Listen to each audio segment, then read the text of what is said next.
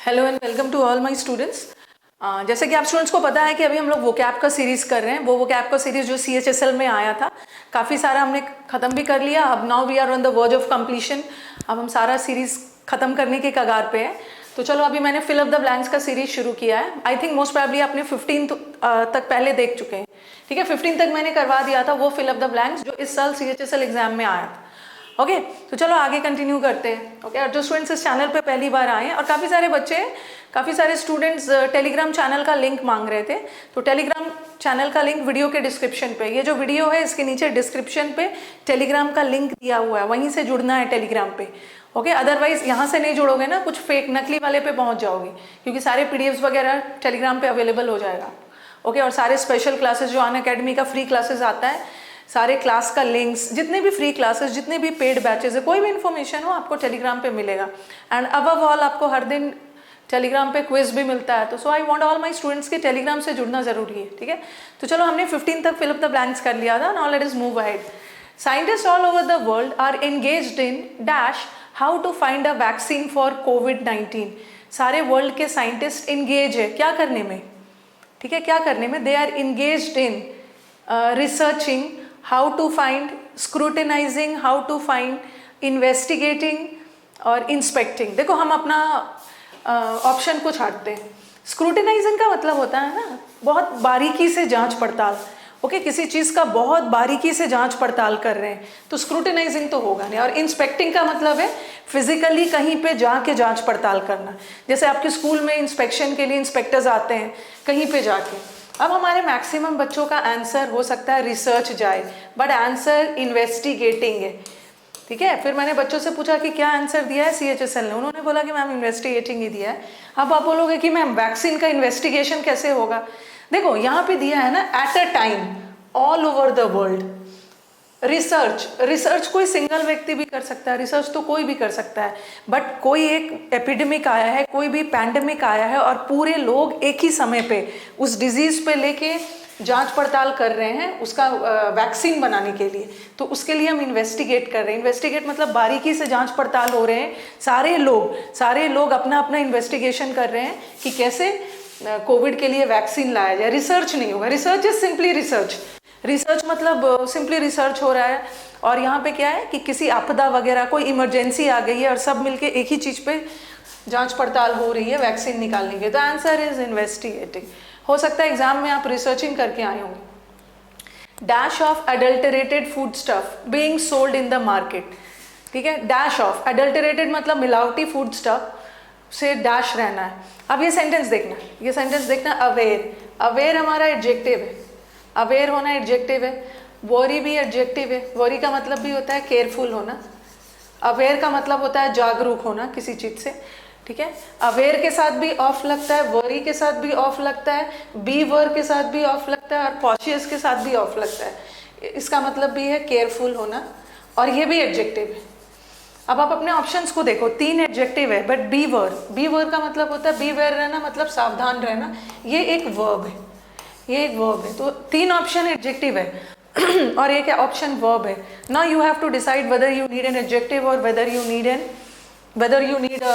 Adjective और whether you need a verb. आपको decide करना है। ये बोल रहे हैं कि आपको मिला वाले फूड स्टफ से दूर रहना है, सावधान रहना है। तो यहाँ पे क्या बोला जा रहा है? यहाँ पे एक आपको एडवाइस दिया जा रहा है। ठीक है, यहाँ पे आपको एक एडवाइस दिया जा रहा है, आपको सजेशन दिया जा रहा है कि मिलावट वाली चीज़ों से दूर रहना। और एडवाइस एंड सजेशन वाले सेंटेंस क्या होते हैं? Imperative sentence.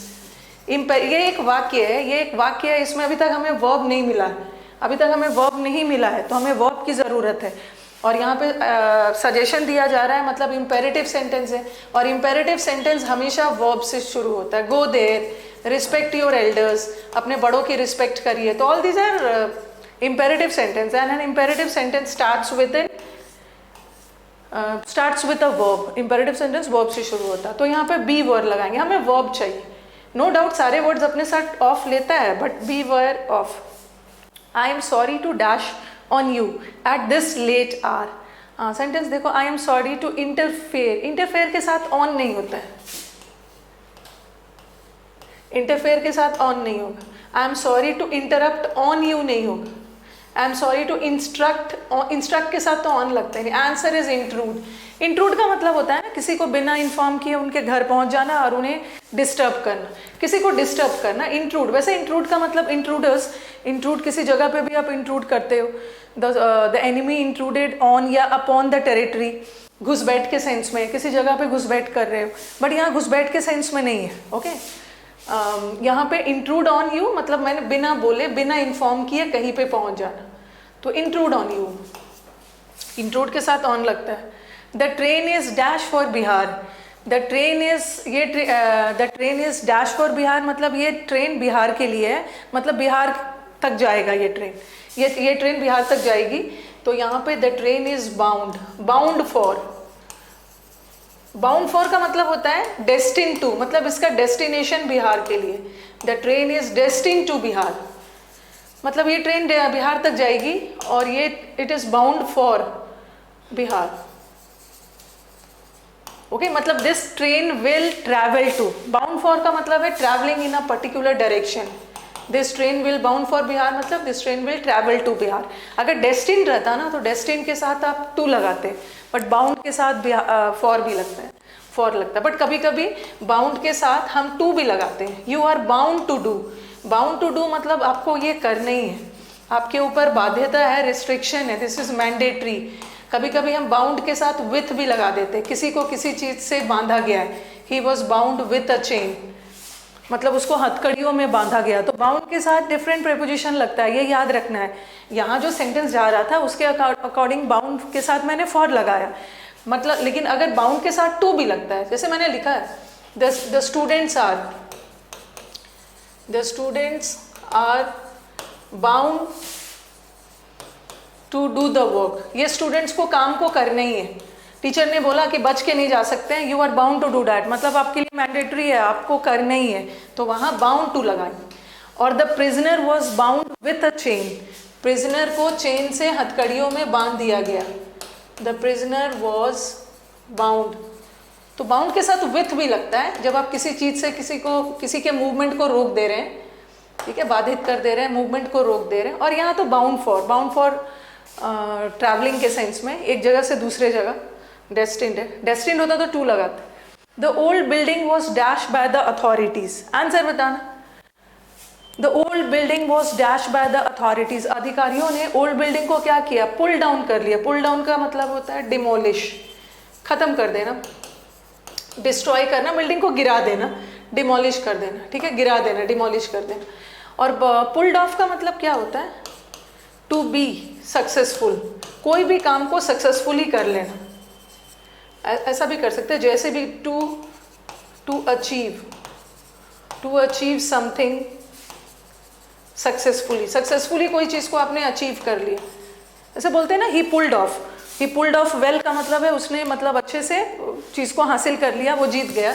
और पुल थ्रू का मतलब क्या होता है, जैसे आपने बोला, एक वर्ड पढ़ा है ना, गेट ओवर का मतलब होता है ओवरकम करना, किसी डिफिकल्टी से निकल के उभर कर बाहर आना, तो वही होता है पुल थ्रू। ही पुल थ्रू डिफिकल्ट सिचुएशन से जैसे भी करके ओवरकम कर लिया, बाहर निकल के आ गया। और पुल्ड अप का मतलब जैसे कार वगैरह को पुल्ड अप करते हो, टू अ हॉल्ट मतलब कोई भी चलती हुई चीज़ को रोक देना। ओके, तो ही पुल्ड अप द कार मतलब कार को कहीं साइड में जाके रोक दिया। तो पुल्ड अप का मतलब है कोई भी चीज़ को स्टॉप कर देना, रोक देना। पुल्ड ऑफ का मतलब है टू अचीव या विन, किसी चीज़ को जीत लेना, हासिल कर लेना। और ये तो डिमोलिश कर लेना, तो ओल्ड बिल्डिंग को डिमोलिश किया। Next, this part of the C, ये जो सी है, समुद्र का ये हिस्सा है, यहाँ पे बहुत सारे शार्क्स है, तो समुद्र का एक ये हिस्सा शार्क से भरा हुआ है। तो एक्सपैंड्स के साथ तो विथ आता ही नहीं, सर्फेसेस का मतलब भी सर्फेसेस के साथ भी विथ नहीं आता, क्राउड्स नहीं, टीम्स। मैंने आपको फिक्स प्रेपोजिशन इस चैनल पे करवा दिया है, तो जो बच्चे नए हैं फिक्स प्रेपोजिशन का सीरीज देखिए, इतना ज़्यादा इस चैनल पे फिक्स प्रेपोजिशन करवाया गया है ना कि अगर अच्छे से नोट्स बनाओगे तो आगे जाके फिक्स प्रेपोजिशन में दिक्कत नहीं होगी। ओके, मैंने उसका लेसन्स भी करवाया है और साथ में प्रैक्टिस भी बहुत करवाया, आपको याद होगा। ऐसा विथ कौन सा प्रेपोजिशन मतलब कौन सा वर्ड विथ लेता है, उसमें मैंने ये डाला है, this is teeming with. Teeming with का मतलब है क्राउडेड विथ, भरा हुआ, क्राउडेड विथ filled with, सब करवा दिया, filled with, inundated with, सबका मतलब है भरा हुआ, replenish with, replenish, replete with, सब करवा दिया, तो इसका मतलब भी होता है भरा हुआ। तो ये पार्ट ऑफ सी है ना, this is steaming with sharks, मतलब ये शार्क से फिल्ड है, this part is filled with sharks, तो टीम्स होगा, teams. I am dash of joining the armed forces, आप आर्म फोर्सेस जानने के लिए, जो आर्म फोर्सेस ज्वाइन करने के लिए आप इच्छुक हो, तो आई एम इंटरेस्टेड भी जा सकता है, आई एम कीन भी जा सकता है, मतलब आप बहुत ज़्यादा ईगर हो आर्म फोर्सेस ज्वाइन करने के लिए। और मैंने आपको क्या बोला कि जब भी प्रेपोजिशन आ गया, जब भी प्रेपोजिशन आ गया तो एक बहुत बड़ी हेल्प मिलेगी आपको ऑप्शन को एलिमिनेट करने में। तो आई एम कीन के साथ ऑन लगता है, यहाँ तो ऑफ है। आई एम इंटरेस्टेड इन, ये भी नहीं होगा, but I am eager to join होना चाहिए, ये भी नहीं होगा। और I am desirous of, desirous मतलब इच्छुक होना, ये भी पढ़ा दिया है। तो नए वाले पुराने वाले जो स्टूडेंट्स हैं जो मुझसे 2 साल से जुड़े हुए हैं, उन्हें दिक्कत नहीं आएगी, उन्हें पता है कहाँ कहाँ क्या चीज़ मैंने पढ़ाया हुआ है, जो कंटिन्यूसली जुड़े हुए हैं for a long time. But the students who are new, okay, the students who are new to the platform, I would advise them कि प्लेलिस्ट पे जाके सारा चीज़ फिक्स प्रीपोजिशन देखो, मिल जाएगा। डिज़ायर, डिज़ायर के साथ मैंने क्या बताया है, desire is a noun, desire के साथ फॉर बताया। और व्हाट इज डिज़ायरस, इच्छा, इच्छा के साथ फॉर, और डिज़ायरस मतलब इच्छुक होना, इसके साथ of. So desirous is an adjective, adjective form में ऑफ और नाउन फॉर्म में for. Thunder and lightning was dash with heavy rain, ये भी एग्जाम्पल किया हुआ है, आपको याद होगा। अकम्पनीड बताया मैंने कि अकम्पनीड के साथ विथ भी आता है, अकम्पनीड के साथ बाय भी आता है। अकम्पनीड का मतलब है के साथ, ठीक है, ऐसा एग्जाम्पल करवाया। He was accompanied, he was accompanied by his father, वो अपने, अकम्पनीड का मतलब होता है के साथ, ठीक है, अकम्पनीड का मतलब है के साथ। अगर किसी व्यक्ति के साथ हो तो बाय लगाना, he was accompanied by his father. But rain is accompanied with thunder, बारिश होती है, बादल गरजता है, उसके साथ साथ बारिश होती है। Thunder, thunder was accompanied with rain, तो यहाँ पे क्या होगा आंसर, थिंग के लिए विथ लगाना, विथ, विथ, और विथ लगा भी है, विथ लगा भी है, तो आंसर इज अकम्पनी। अब आप मुझे बोलोगे अकस्टम क्यों नहीं होगा, मीनिंग भी देख लेना। अकस्टम का मतलब होता है किसी चीज़ का हैबिचुएटेड होना, आदी होना, यूज टू होना, तो अकस्टम के साथ तो टू लगता है, बट यहाँ तो विथ है। अकॉर्ड के साथ भी टू लगता है। अक्रीव, अक्रीव मतलब किसी को श्रेय देना, क्रेडिट देना, पर्टेनिंग टू, सबके साथ टू लगता है, बट यहाँ विथ लगता है, विथ आएगा। और सेंस भी अकम्पनीड का ही जा रहा है ना, बारिश, बादल गरज रहा है, उसके साथ साथ बारिश हो रही है। She was greatly dash by the nightmare, nightmare का मतलब होता है ना वेरी बैड ड्रीम, बहुत भयानक वाली dream, very fearful dream. Dreaded का मतलब भी होता है फियर, फियरफुल के सेंस में। ट्रेम्बल का मतलब भी होता है डरना, और फियर का मतलब भी होता है डरना। तो यहाँ तो ऑलरेडी नाइटमेयर का मतलब होता है भयानक ड्रीम, तो भयानक ड्रीम से वो डरा नहीं था, वो डिस्टर्ब्ड हो गया था। अरे सॉरी, ट्रेम्बल्ड का मतलब डिस्टर्ब्ड हो गया था। पर्टर्ब्ड मतलब उसने बहुत भयानक सपना देखा, भयानक सपना से डरा नहीं, डिस्टर्ब्ड हो गया, क्योंकि नाइटमेयर का मतलब ही होता है फियर, और बाकी सारे वर्ड का मतलब भी fear he. The craze, craze मतलब आजकल आप देखते हो कि हम लोग इतने ज़्यादा सेल्फीज के पीछे ऑब्सेस्ड हो गए, इतना ज़्यादा पैशन हो गया कि आप कहीं घूमने भी जाते हो ना, कोई टेम्पल में ही घूमने जा रहे हो, तो आप उस जगह को इंजॉय नहीं करते हो, आप इतना बिजी हो जाते हो सेल्फी लेने में, ठीक है, कि आप उस एरिया को, उस एनवायरनमेंट को, उस एटमॉस्फेयर को एंजॉय नहीं कर पाते हो। तो ये हमारा सेल्फीज के प्रति ऑब्सेशन है, ये जुनून है, पागलपन है। तो द क्रेज फॉर टेकिंग, और सेल्फी लेने की क्रेज के वजह से आप देखते हो कितने सारे एक्सीडेंट्स भी हुए हैं। कई बच्चे यंगस्टर्स हमारे नदी में गिर गए हैं, कोई ऊपर से गिर गए हैं। तो सेल्फी लेना है, बट उसका ऑब्सेशन नहीं होना चाहिए। ये बोल रहे the craze for taking selfies has only increased our dash with our own image, obsession. कभी कभी हम, कुछ लोग होते हैं ना बहुत सेल्फ ऑब्सेस्ड होते हैं, हर मोमेंट को वो कैप्चर करेंगे और अपने आप से ये स्टाइल में, इस स्टाइल में तरह तरह के फोटोज लेंगे। ये ऐसे लोग जिनको बहुत ज़्यादा ज़रूरत से ज़्यादा सेल्फीज की हैबिट होती है ना, this people are self obsessed, ठीक है, अपने लुक्स को लेकर, अपनी चीज़ों को लेकर बहुत ऑब्सेस्ड है, नेगेटिव जुनून ऑब्सेशन होता है। The training program for students will help dash understand the different methods of communication. कुछ बच्चों का डिमांड आया था कि मैम अभी उड़ीसा में रेवेन्यू इंस्पेक्टर का एग्ज़ाम हुआ है, उसका पेपर करवा दीजिए। वैसे वो पेपर मैंने प्लस कोर्स पे करवा दिया है, मैं देखती हूँ। प्लस कोर्स जो 8 to 9:30 चलता है ना, कल ही मैंने करवाया है, ठीक है। 8 to 9:30 PM में जो प्रैक्टिस बैच चलता है, मैंने स्टूडेंट्स को बोल रखा है कि प्रैक्टिस बैच में जितना भी पेपर्स आप लोग देते हो, अपार्ट फ्रॉम SSC जो भी पेपर है, बैंकिंग का तो पेपर मिलता नहीं है, अभी उड़ीसा का कुछ और भी स्टेट लेवल का भी बच्चों ने पेपर भेजा था, वो डिस्कस कर दिया। रेवेन्यू डिपार्टमेंट वाला, जो रेवेन्यू ऑफिसर वाला भी जो पेपर था, वो भी डिस्कस कर दिया है मैं यूट्यूब पे भी करवा दूंगी, ओके। क्योंकि ये बैच आज लास्ट है, ये खत्म होगा, कल से मेंस की बैच शुरू होगी। तो the training program for students will help, ये ट्रेनिंग प्रोग्राम जो स्टूडेंट्स के लिए प्लान किया गया है, ये किसको हेल्प करेगा? ट्रेनिंग प्रोग्राम किसको हेल्प करेगा? ऑर्गेनाइजर को नहीं करेगा। ऑर्गेनाइजर तो वो जो इस ट्रेनिंग को ऑर्गेनाइज कर रहे हैं, क्रिटिक्स आलोचक को नहीं करेगा, ट्रेनर्स को भी नहीं करेगा। ट्रेनर्स तो ट्रेनिंग देते हैं, हेल्प किसको करेगा? पार्टिसिपेंट्स मतलब जो लोग उस प्रोग्राम में पार्टिसिपेट कर रहे हैं, उसको हेल्प करेगा।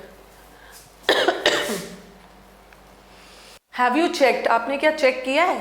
If we have dash information about the location, आपने चेक किया है हमारे पास इंफॉर्मेशन है लोकेशन के बारे में, जगह के बारे में? इनएडिक्वेट तो नहीं होगा। इनएडिक्वेट मतलब आप किसी से ऐसा बोलोगे आपके पास अपर्याप्त, इनसफिशिएंट इंफॉर्मेशन है, नहीं, दोनों का मतलब सेम है। सफिशिएंट होगा। प्रोफ्यूज का मतलब होता है ना कोई भी चीज मात्रा में ज्यादा, ओके। प्रोफ्यूज, प्लेंटी के सेंस में प्रोफ्यूज। नेक्स्ट, ज़्यादा के सेंस में, अबंडेंट के सेंस में, प्लेंटीफुल लिख लो, एडजेक्टिव जा रहा है, समथिंग विच इज़ मात्रा में ज़्यादा, अबंडेंट। आंसर सफिशिएंट होगा। क्या आपके पास एडिक्वेट इन्फॉर्मेशन है? एडिक्वेट मतलब पर्याप्त इन्फॉर्मेशन है about the place. Do you have sufficient information about the location, about the place? You don't say profuse. Profuse मतलब समथिंग बहुत घना, डेंस। प्लेंटी अमाउंट के सेंस में जाता है, समटाइम्स अमाउंट और नंबर्स के सेंस में। He was not ready at first to come with us for the picnic but we dash him. He was not ready, पहले तो वो तैयार नहीं था हमारे साथ पिकनिक पे आने के लिए, बट आया।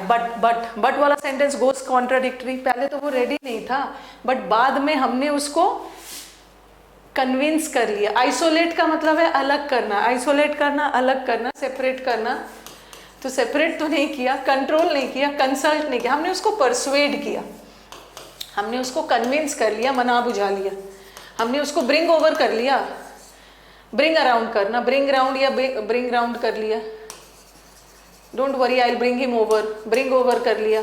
सबका मतलब है मना बुझा लेना, कन्विंस कर लेना, परसुएड कर लेना। Can you please dash me in sorting out this files on my computer? क्या आप मुझे हेल्प कर सकते हो फाइल्स को सॉर्ट आउट करने में? क्या आप मुझे हिंडर कर, किसी से आप बोलोगे कि क्या मेरे फाइल्स को सॉर्ट आउट करना, अलग अलग सिस्टमैटिक करने में हेल्प कर सकते हो? तो आप अबेट नहीं करोगे ना। अबेट का मतलब होता है किसी को गलत काम करने के लिए उकसाना, किसी को प्रवोक करना गलत काम करने के लिए। और कनाइव का मतलब भी होता है कल्यूड करना, गलत काम में साथ देना, कनाइव करना, कोई गलत प्लान में किसी का साथ दे रहे हो। हिंडर का मतलब है स्टॉप। तो क्या आप मुझे रोक सकते हो? No. Can you help me? Can you, ये तो इजी था, can you assist? These days you can transfer money. इन दिनों आप आराम से मनी ट्रांसफर कर सकते हो from one account to another. तो you can transfer money heavily. Money को हैविली थोड़ी ट्रांसफर करते हैं, पब्लिकली नहीं करते, क्लियरली नहीं करते, इंस्टेंटली, क्विकली। यहाँ सेंस क्या जा रहा है? बहुत तेजी से एक अकाउंट से दूसरे अकाउंट में मनी ट्रांसफर होगा। यू आर, कुछ ईजी है ना, इसलिए मैं ज़्यादा टाइम नहीं ले रही, क्योंकि यहाँ समझाने के लिए ज़्यादा कुछ है नहीं। लकी आर द स्टूडेंट जिनके एग्जाम में ये सब आ गया होगा।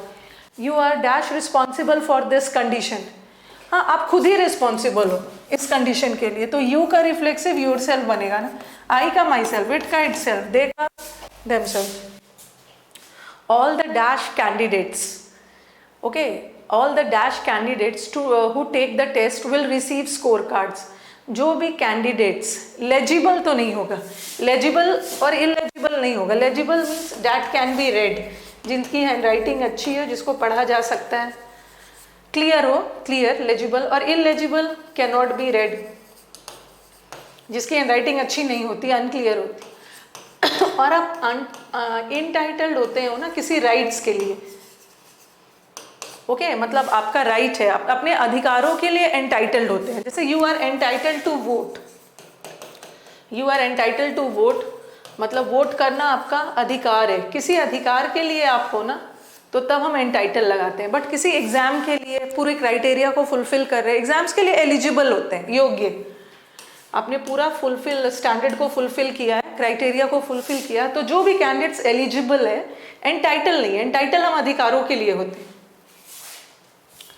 There is an dash in the advertising company for a copywriter, there is an incidence, incidence का मतलब होता है घटना, the incidence of dengue, incidence of Covid case, घटना, डेंगू के केसेस, ओके, जैसे बोलते हैं ना इंसिडेंस ऑफ मलेरिया।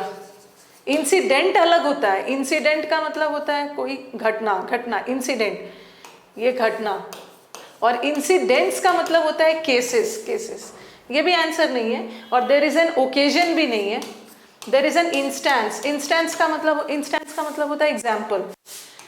देखो एक तो ओपनिंग का मतलब होता है होल, ओपनिंग का मतलब होल, और एक ओपनिंग का मतलब होता है ना वैकेंसी, कोई जॉब वगैरह के लिए वैकेंसी होना। जैसे बोलते हैं ना इस कंपनी में अभी बहुत सारे एडिटर के लिए ओपनिंग है, ओपनिंग है मतलब वैकेंसी है, तो आंसर यहाँ पे ओपनिंग हो। There is an opening in the advertising company, advertising company में एक वैकेंसी है, क्या चीज़ की, कॉपीराइटर की। तो एक ओपनिंग का मतलब तो होल भी होता है, और एक ओपनिंग का मतलब है वैकेंसी, ओके, ऑफिसेज में ओपनिंग्स है। If our product does not meet your dash, अगर हमारा प्रोडक्ट डैश को मीट नहीं करता है, मीट का मतलब होता है पूर्ति, फुलफिल, ओके, अगर हमारा प्रोडक्ट, एक तो मीट का मतलब मिलना, जैसे I will meet you after you qualify the exam, और he did not meet up to the expectations मतलब एक्सपेक्टेशंस की पूर्ति करना, रिक्वायरमेंट्स की पूर्ति होती है। तो इफ द प्रोडक्ट्स रिक्वायरमेंट की पूर्ति नहीं करता है, ठीक है, तो we will refund your payment, आपको पेमेंट मिल जाएगा। अगर कस्टमर प्रोडक्ट जो है कस्टमर की ज़रूरतों की पूर्ति नहीं करता है, तो रिक्वायरमेंट्स हो, if our product does not meet your requirements, your advertisement, procurement और प्रिंसिपल नहीं हो। प्रिंसिपल का मतलब सिद्धांत, प्रोक्योर करना मतलब अक्वायर करना, हासिल करना, ऑब्टेन करना। कल भी मैंने बताया था प्रोक्योर करना मतलब कोई भी चीज़ हासिल करना। The team leader asked for a dash report, team leader ने डैश रिपोर्ट के लिए बोला, in not more than one page, team leader ने बोला रिपोर्ट लिखना, मुझे रिपोर्ट देना, बट रिपोर्ट एक से ज़्यादा पेज का नहीं होना चाहिए। आंसर बताना, एक से ज़्यादा नहीं पेज का होना चाहिए, इसका मतलब है संक्षिप्त में होना चाहिए, तो कंपाउंड तो नहीं होगा। कॉम्प्लेक्स का मतलब भी है वेरी कॉम्प्लिकेटेड, जटिल। आंसर इज कंसाइज, कंसाइज का मतलब होता है ना बहुत संक्षिप्त में, सक्सेंट, ओके, वेरी वेरी शॉर्ट में, एब्रीविएटेड, कोई भी चीज वेरी कॉम्पैक्ट, कंपेंडेड, कंपेंडियम, कंपेंडियम तो वैसे नाउन है, संक्षिप्त में। तो टीम लीडर ने बोला कि मुझे रिपोर्ट देना, बट वो रिपोर्ट एक पेज से ज़्यादा नहीं होना चाहिए, मतलब शॉर्ट में होना चाहिए। अब आप बोलोगे मैम कट क्यों नहीं लगा रहे, अ कट रिपोर्ट, ठीक है। कट का मतलब ना दो मतलब होता है, एक तो कट का मतलब होता है डिक्रीज करना, ठीक है, और एक मैंने आपको बताया था एक कट एडजेक्टिव भी होता है, एक कट का मतलब इम्पोलाइट भी होता है। तो उन्होंने डिक्रीज नहीं बोला, डिक्रीज का मतलब होता है ना किसी चीज का मात्रा कम करना, बट इन्होंने मात्रा कम करने के लिए रिपोर्ट का नहीं बोला, बोला रिपोर्ट आप पूरा मुझे देना, बट शॉर्ट में, मेन मुद्दे के बारे में लिखना शॉर्ट में। Please complete the short questionnaire, questionnaire मतलब जो क्वेश्चन पेपर, आपको कभी कभी क्वेश्चन आयर प्रोवाइड किया जाता है, क्वेश्चन पेपर, उसमें क्वेश्चंस होते हैं, आपको आंसर करना है। तो please complete the questionnaire dash and return it to us.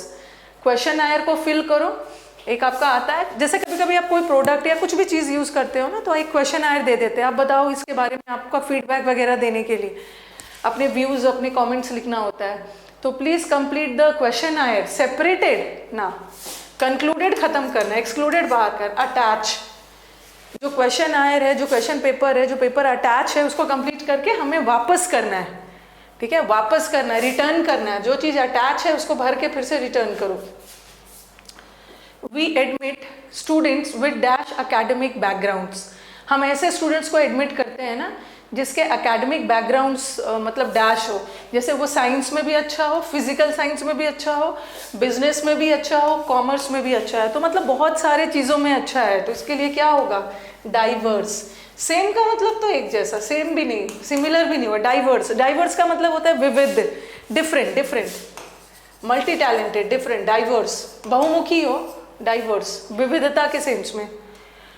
During her vacation Shanta dash her mother, फिर से आ गया, वकेशन में शांता अपने मदर के साथ जाती थी, जब उसकी मदर वर्क पे जाती थी मॉल में तो वो भी जाती थी, तो शांता अकम्पनीड हर मदर। और अब मुझे बोलोगे मैम अभी तो आपने बोला कि अकम्पनीड के साथ बाय लगेगा, आपने बाय क्यों नहीं लगाया, वो तब होगा ना जब सेंटेंस पैसिव में हो, बट ये सेंटेंस एक्टिव जा रहा है तो यहाँ अकम्पनीड के साथ बाय मत लगा। शांता आइसोलेटेड हर मदर, नहीं, मदर को वो आइसोलेट नहीं करती थी, शी एसोसिएट, मदर को एसोसिएट भी नहीं करी, मदर के साथ साथ जाती थी। अबैंडन मतलब त्याग देना। For each question 4 dash are given, ये वाला मैंने स्पेसिफिकली करवाया है कंफ्यूज वर्ड में। ऑल्टरेशंस का मतलब होता है चेंजेस, ऑल्टरनेटिव्स का मतलब होता है ऑप्शंस, विकल्प, ऑल्टरकेशंस का मतलब है लड़ाई झगड़ा, डिस्प्यूट्स, फाइट, और ऑल्टरनेट, ऑल्टरनेट्स मतलब वन आफ्टर अनदर, ऑल्टरनेट, जैसे आपके क्लासेस मैंने बोला ऑल्टरनेट डे होते हैं, मंडे, वेंसडे, फ्राइडे, एक एक दिन छोड़कर। तो क्वेश्चन के लिए चेंजेस या डिस्प्यूट्स नहीं है, क्वेश्चन के लिए ऑल्टरनेटिव होता है, क्वेश्चन का ऑप्शन होता है ना, 4 option. Last, Devjyoti short animation film dash highlights the stark contrast between the rich and the poor in India. ये देवज्योति का जो एनिमेशन फिल्म है ना, इन्होंने बहुत अच्छे से, बहुत मार्मिक ढंग से, बहुत पॉइगनेंट ढंग से रिच और पुअर के बीच का डिफरेंस को हाईलाइट किया। तो स्ट्रिक्टली नहीं किया है, केयरलेसली नहीं किया, स्वीटली भी नहीं किया, रिच और पुअर के बीच का डिफरेंस को स्वीटली नहीं कर सकते, बहुत पॉइगनेंट, बहुत टचिंग, मतलब फिल्म में बहुत मार्मिक ढंग से इस चीज़ को पोर्ट्रे किया गया। ठीक है, तो चलो 40 तक करवा दिया, मैं एंड करती हूँ। और लास्टली मैं आपको बता दूँ, आज तो 31 है, शाम तक वीडियो आपके पास पहुंच जाएगा, और आज 31 है, मंथ का लास्ट डे है। कल से 1 सितंबर से मेंस का नया बैच शुरू हो रहा है। ठीक है, मेंस का नया बैच है, 1 सितंबर से शुरू हो रहा है, और इसकी टाइमिंग है 8 to 9:30। तो जो बच्चे मेंस की तैयारी कर रहे हैं वो इस बैच को ज्वाइन कर सकते हैं। सारे बैचेस के बारे में बता देती हूँ एक बार। ओके, मेंस का बैच तो मैं अक्सर बताते ही रहती हूँ, बट हर दिन कई बच्चे नए नए आते रहते हैं, तो ये सब बताना हर दिन ज़रूरी है। मेंस का बैच कल से शुरू हो रहा है 1 सितंबर, और इसकी टाइमिंग होगी 8 to 9:30। ये रहेगा ग्रामर प्लस वोकैब का, और ग्रामर को मैं इसको बहुत डिफरेंट वे में ले जाऊंगी। ये कहीं गलती से भी मत सोचना ना कि यहाँ ग्रामर बहुत बेसिक से जाएगा, ये मेंस के पर्पस से ही बना है, तो मेंस के अकॉर्डिंग ही जाएगा। और जो बच्चे ग्रामर पढ़ना चाहते हैं एकदम प्री लेवल से, फाउंडेशन से, तो उनके लिए भी 13 सितंबर से एक बैच शुरू हो रहा है। उसकी टाइमिंग है 3:30 से 5। ठीक है, 3:30 से 5 की टाइमिंग है। तो ये 13 सितंबर से स्टार्ट हो रहा है, और दोनों बैचेस मंडे टू फ्राइडे का टाइम है। और इसके अलावा मेंस के बच्चों का ग्रामर और वोकैब से तो काम होगा नहीं, PQRS, पैसेज, इसका भी बैच शुरू हो रहा है, और क्लोज टेस्ट का इसका बैच शुरू हो रहा है 7 सितंबर से। ठीक है, 7 सितंबर से शुरू हो रहा है 12 से 1। तो 3 बैचेस शुरू हो रहे हैं, एक 7 सितंबर 12 से 1। तो इस मंथ में बहुत सारे बैचेस है, और सारे बैचेस आपको मिल सकता है। बस अनअकैडमी पे एडमिशन लेने के लिए आपको कोड यूज़ करना है रानी 10, आपको मेरे सारे बैचेस मिल जाएंगे। और समुद्र मंथन का जो आपका वोकैब कोर्स है वो भी मिल जाएगा। ठीक है, वोकैब तो वन स्टॉप सोल्यूशन, आपको और कहीं से पढ़ना ही नहीं है, समुद्र मंथन के अलावा कोई बुक को रेफर नहीं करना है, इससे आपका काम हो जाएगा। ये भी बैच आपको मिल जाएगा। सारे बैचेस के लिए आपको ये कोड यूज़ करना है। जब आप एडमिशन लोगे ना, ये कोड यूज़ करोगे तो आपको 10% डिस्काउंट मिल जाएगा। ओके, अब देख लेना, बिगिनर्स, हमारे जो बिगिनर्स है वो तो 2 साल लेंगे, बट मेंस वाले बच्चे एटलीस्ट 6 मंथ्स तो लेने ही है। एग्जाम हो सकता है पोस्टपोन भी हो, तो ये सारे आपके बेस्ट एडुकेटर्स के बैचेस है। ठीक है, हाँ, सफलता अनअकैडमी का अक्सर बताते रहती हूँ, डाउट सॉल्विंग फीचर भी उन्होंने ऐड कर दिया। 2 साल का लेते हो ना तो 1 साल फ्री मिल जाएगा, मतलब 2 साल के सब्सक्रिप्शन में 3 साल। कोई भी दिक्कत हो तो इस वीडियो के नीचे आपको टेलीफोन नंबर्स दिए गए हैं, आप वहाँ पे फ़ोन करके कांटेक्ट कर सकते हो। और ये हमारा कॉम्बैक्ट है, संडे के संडे होता है। इसमें प्राइस है फर्स्ट से 3rd रैंक वाले को 1 ईयर का सब्सक्रिप्शन मिल जाएगा। ठीक है, सब बता दिया, ऑल सेट, गेट सेट। चलो, थैंक यू एवरीवन, अब मिलते हैं नेक्स्ट क्लास में।